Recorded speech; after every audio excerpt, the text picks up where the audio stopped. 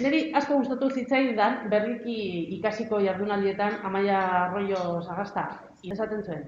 Bale, ingurune digitalean eta pantailen erabileran bide laguntza kontziente bat eskaintzea umei. Egiten den erabilera osasuntsua, segurua, eraginkorra eta esanguratsua izan dadin. Hori da, progresibo bat. Gidaritza digitala horrekin lotuta, orain arte IKT edo TIC bezala aipatzen ditugun horietan, informazio, komunikazioa berez badu ja hor ziber bizikidetzan komponente bat. Baina aditu batzu ja, esaten dute, biztaratu behar da gehiago hori. Eta horregatik agertzen da euskeraz H hori, HIKT hori da harreman, informazio, komunikazio teknologia. Zergatik? Beraien ustez, estrategikoa da biztaratzea hori. Adibidez, Carmen Ruiz Repullo, esaten du teknologia afektiboak direla dagoeneko. Eta berak esaten du teknologia digitalak afektiboak bihurtu direla, hor gertatzen ari delako sozializazioa eta subjektizazio bat ja. Rosario Ortega, beste aditu bat bizikidetzan, bizitzan, esaten du, eremu digitalean personen arteko harreman sarea da ziberbizikidetza. Hor mugituko dira. Komunikazioa, sentimenduak, balioak, jarrerak, errolak, estatusa eta boterea. Boterea edo boterekeria. Eta hemen, bizikasi aspalditik, kontuan izan behar dugu ziberharremanetan, hiru konponente daudela.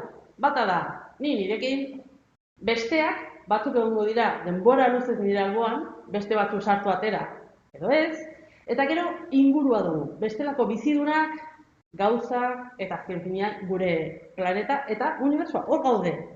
Ze harreman dugun hiru dimentsio horiekin izango da garrantzitsua baita ere ziber horretan. Segun ni nola nagoen nirekin, horrela jokatuko dut besteekin. Besteek segun nola dauden nirekin eragina du eta ingurua. Alde batetik hiru dimentsio horiek eta beste alde batetik kontuan izan ziberbizikidetza eta bizikidetzan bizirik egotea da gatazkak izatea. Bizitzako parte bat. Gauza da, hori kudeatzea, zaintza presente izan da. Hori da, ziberbizikidetza positiboa proposatzen duena da. Pauso bat gehiago. Guazen definitzera zer den hori.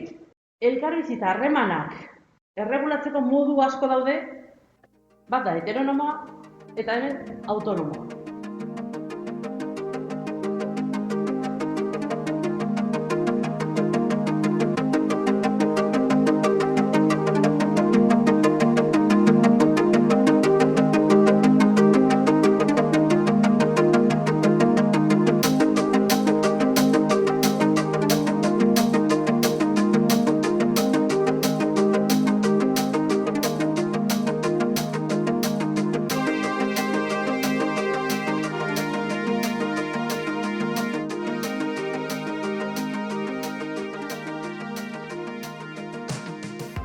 Eta horren barnean, arauak agertzen dira, denen artean adostuak eraikitzeko aukera.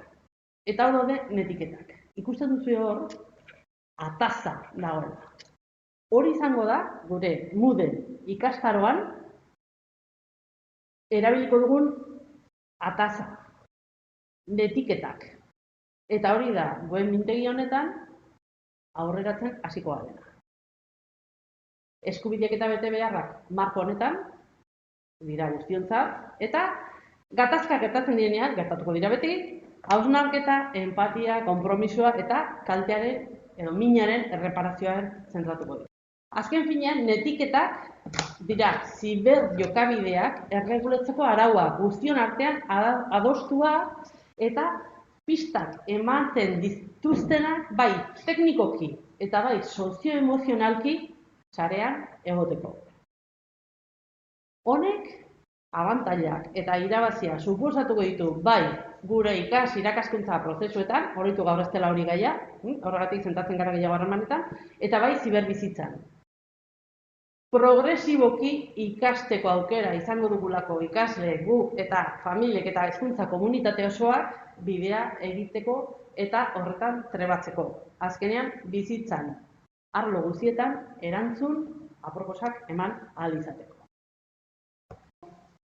Zerbait esan behar dugu, garbi da, Hau guztia landu daiteke gailurik gabe, sare batean sartu gabe, ikasleekin dinamikak eginez, edo segun adina, badira gero ja proposamen babestu batzuk nolabait ematen digutenak aukera ere ikasleekin batera trebatzeko, adibidez. Ordugu beldur barik, urtero egiten den lehiaketa horretan, bideo edo formato multimedia audiovisual horietan ikasleek islatzen dute emakumeen kontrako indarkeriaren jarrera hori mezuak botatzen dituzte.